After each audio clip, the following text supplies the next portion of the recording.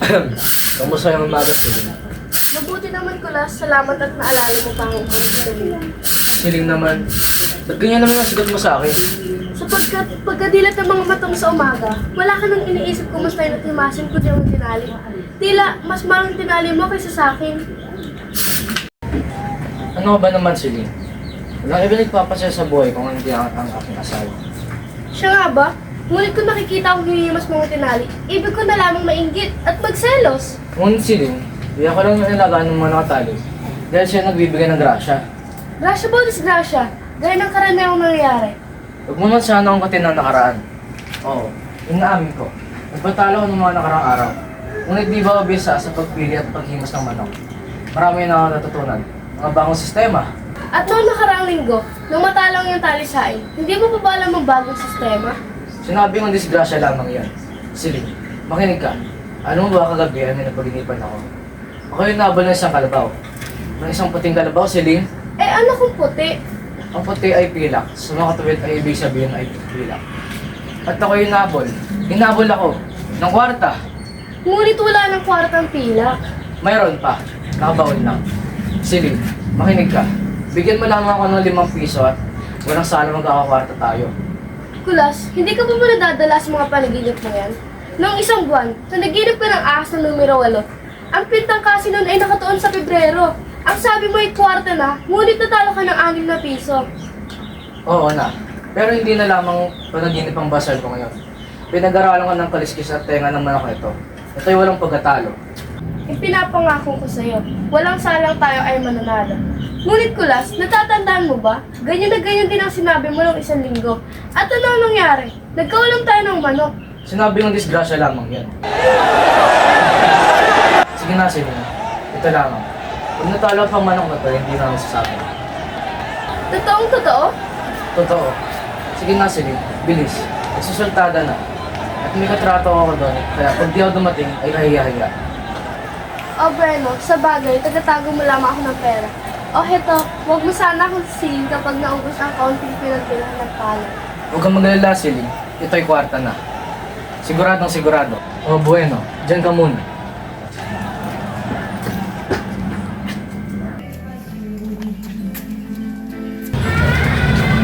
Ay! Hoy, si Kulas pala to? Kumusta ka, Shoning? Dedispensan mo muna ako at may pupunta din. Andiyan sa Siling. Umauna na ako.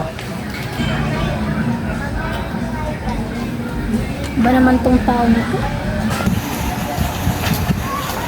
Siling, ano ba nangyari sa iyong asawa? Tila pupunta sa sunog. Ay naku, Shoring. Mas masaal pa sa sunog ang pupuntahan. Pupunta na namang sa bungan. Siling, talaga bang... Ay, teka lang, Shoring ah. Teban!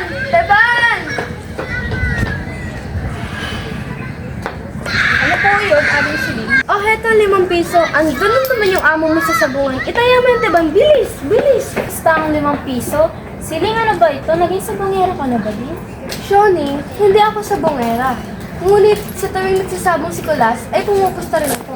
Hindi ka sabongera, ngunit pupusta ka lamang sa sabong. Siling, ano pinagsasabi mo?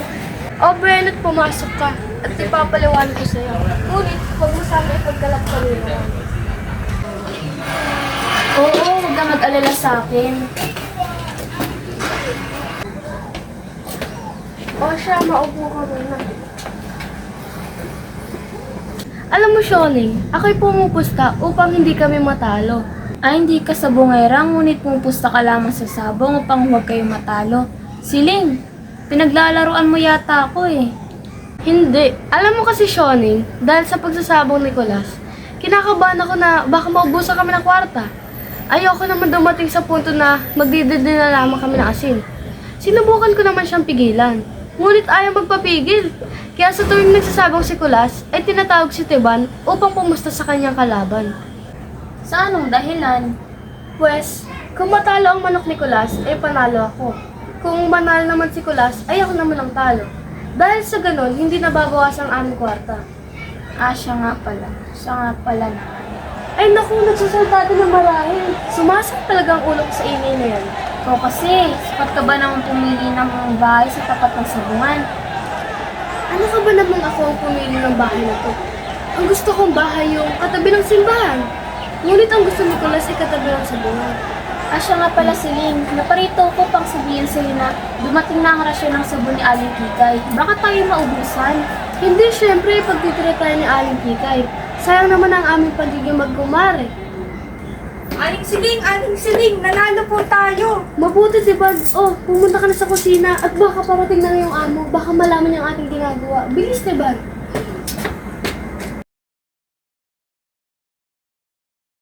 Uy! Siling! Nasaan si Shuling? Ay, nauna na eh. Kumuha na yung sabon. Nakuha mo na rin ba yung sabon? Di ba? Ito sa mama. Tara! Uy! Si Kulas oh! O, Kulas, anong nangyari sa'yo? Ba't ganyan ang mukha mo? Kung mo nga sabihin yan, eto, talo na naman. Napakamalas ka talaga. Yung na magsabong. Sana naman totoo na yung sinasabi mo. Oo, Siling. Totoo to. Sinusuko ko na ako sa sabong. Oh, diyan ka muna. May puta lang kami ni Aling Kikay.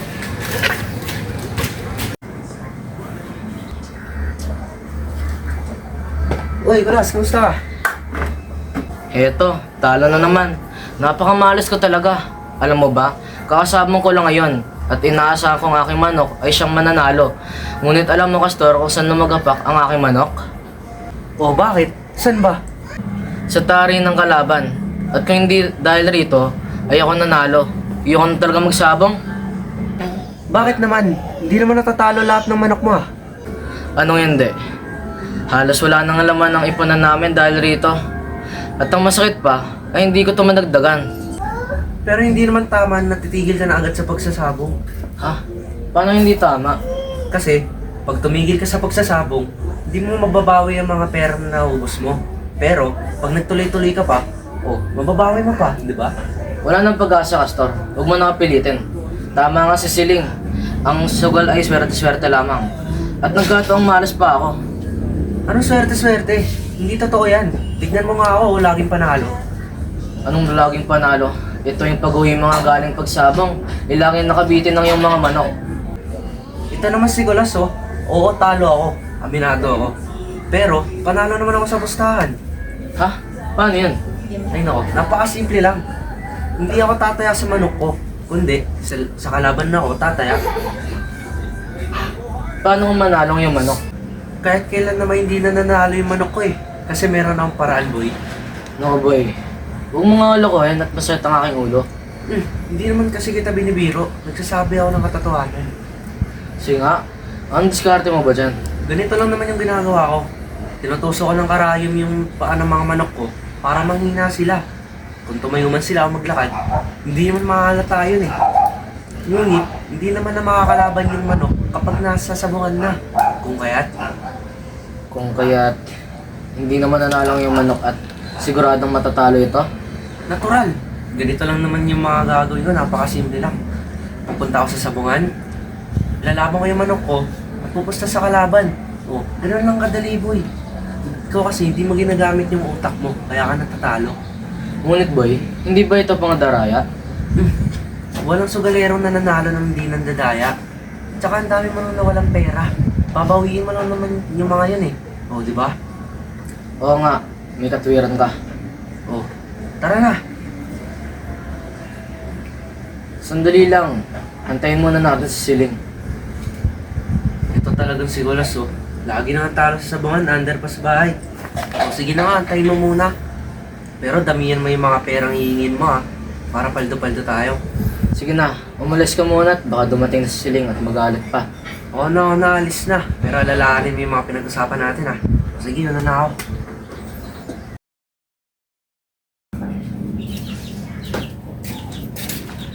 Andiyan ka pala, Siling. Bigyan mo muna ako ng kwarta para sa sabong. Sus, Mariosep, nung umalis kami kumakailan, ang sabi mo hindi ka na magsasabong. Tapos ngayon magsasabong ka ulit? Naloloko mo ba ako? Sige na oh, para makabawi naman ako, di ba, Kikay? Oo nga, Siling. Pagbigay mo ng asawa mo. Seryoso? Ano ka ba naman? Nagmamakaawa na ako dito oh. Hay nako, sige na nga, magkano ba ang kailangan mo? 20 kwarta. 20? Maasahan niyo naman ako hindi ito mawawala. Ay nako, oh heto. Maraming salamat. Puro kasabong, dun ka na nga.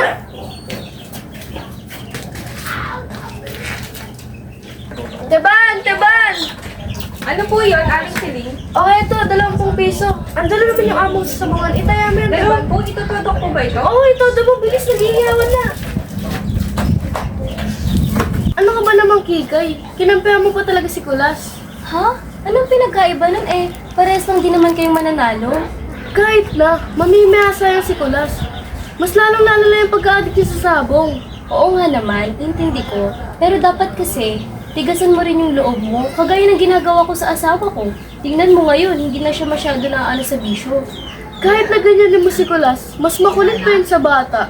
Mukhang hindi mo na kailangan ng anak kasi nandiyan naman yung asawa mo. Sinabi mo pa. Nakakabatat naman si Kulas. Puro sabong na naman. Kaya nga eh, lagi na lang. Aling Siling, natalo po tayo. Sige, hayaan mo na pumasok ka na muna. Oh, Siling, bakit malungkot ka? Eh, di ba nanalo naman si Kulas? Ibig sabihin, walang nasayang na kwarta? Nga ang problema, nanalo na naman si Kulas. Baka maingganyo na naman ulit siya magsabong. Naku, bisyo na naman. Wala nang katapos ang bisyo. Oo nga, no? Uy, nanalo na naman pala si Kulas. Ay naku, buhay talaga. Malas. Napakamalas ko talaga. Oh, Kulas, ano nangyari sa'yo? Oh, ano nangyari sa'yo? Di ba panalo ka? Ha? Ano sinasabi mo? Natalunan nga ako. Sayang yung 20 kwarta. Ayoko na. Ayoko na talaga. Ay naku, wag ka magbiro ng ganyang Kulas. Hindi mo kami mauuto, no? Ha? At ba't ako magbibiro? Ano pa nga ba? Bukod sa pagsisinungaling mo sa akin. Pwes, aalis na nga ako. Teka. At parang hindi ka makapaniwala. Huwag kang at saka huwag kang mga magalit. Hindi ako gumawa ng masama. Tinatanong ko ba yan, Kulas? Ang alin? Hoy, ba't parang ako ay hindi nakakaintindi? Linawin niyo nga. Umuwing talo si Teban. Kaya ang ibig sabihin ay, ikaw ang panalo. Ha? Anong kinalaman ni Tiban sa pagkatalo at pagkapanalo ko? May bagong sistema kasi si Siling. Sa tuwing magsasabong ka, pinapatayan niya si Tiban sa manok ng kalaban. Para kahit ano man ang maging resulta ay ganun pa rin. Matalo man o manalo, hindi nababawasan ang ating kwarta. Kaya kung talo si Teban, ay panalo ka. Ganun pala ang inyong paraan. Ngunit, wala na sana ang 20 kwarta. Di ako nagsisinungaling. Nasaan ito? Baka ibinulasan na Tiban. Hindi yan maaari. Pinagkakatiwalaan ko si Teban. Tawagin natin siya ngayon. Sige. Teban! Teban! Ano po yun, Aling Siling? Saan mo dinala ang 20 piso? Sa sabong po. Totoo? Totoong totoo. Eh kung ganun, talunan din si Kulas. Ang totoo, Teban, saan mo dinala ang 20 piso? Ay naku, Aling Siling. Itinaya ko nga po ito sa sabungan. Pero bakit? At ipinasto mo to sa kalaban? Opo, nakita ko pa nga po yung manok niya na nanalo. Oo, nanalo nga ang aking manok. Ha? Ngunit, ipinasto ko to sa kalaban. Ha? Diba? Kumusta ako sa kalaban? Pati rin siya. Bakit mo naman ginawa yun, Kulas? Nasisiraan ka na ba ng bait? Oo, gumawa ko ng paraan upang hindi tayo matalo. Una, sinuguraduhan ko munang matatalo ang aking manok.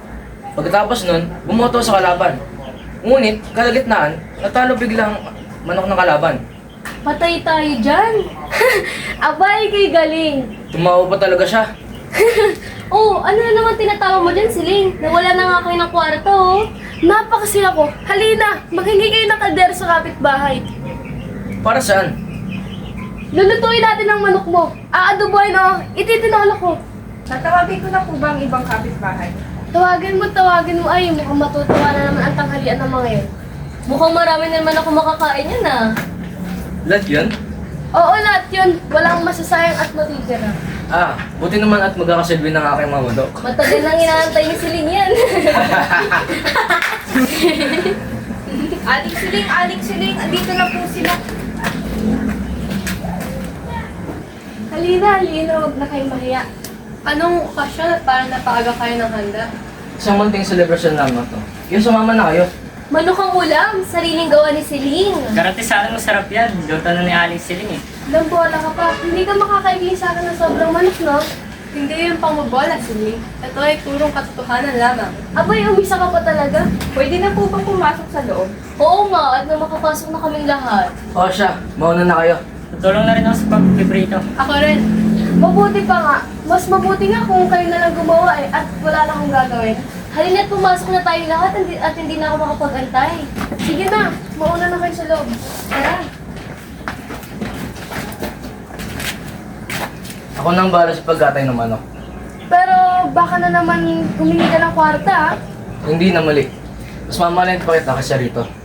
Sus, sabi mo yan, ah. Sige, mauna na ako. Hoy, ano nangyari pre? Nanalo ka ba para nag-handog kayo ngayon? Epektibo yung pamamaraan ko, no? Ah, mahabang kwento. Tara, antin mo muna maluto ang pagkain, tsaka kwento ko sa'yo. O sige, sabi nga nila mas masarap ang kwentuhan kapag may kainan.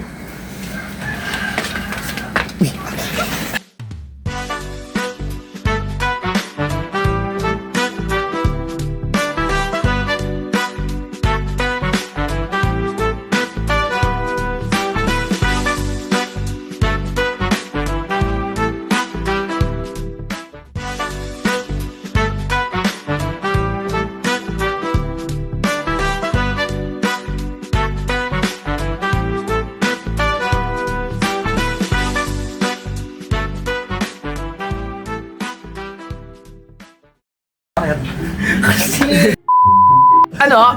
Hawak ba yan? Kabila. Nanalo ba kaya para nag...